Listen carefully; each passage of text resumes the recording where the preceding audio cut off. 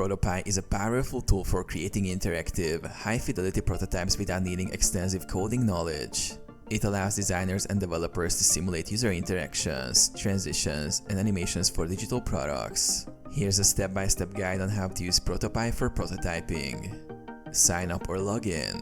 Visit ProtoPie and create a free account or login to access the platform. Create a new project. Click New Project to start a new prototype. You can import designs from tools like Sketch, Figma, Adobe XD, or create your design directly within ProtoPie. Import designs. Import your design files or create them within ProtoPie using components like shapes, images, and text. Add interactivity. Use triggers and actions to create interactions. For example, you can set a tap gesture to navigate to a new screen, swipe gestures to navigate, or hover interactions. Animations and transitions. Add animations and transitions between screens to simulate realistic user experiences. You can control the timing, easing, and effects of animations for a smooth experience.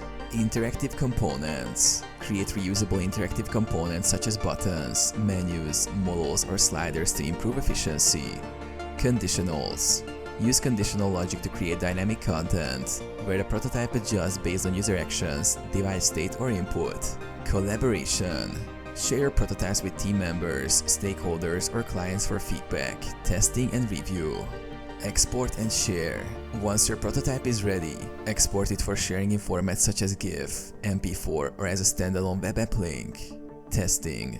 Test the prototype on mobile devices or desktops to ensure a seamless user experience.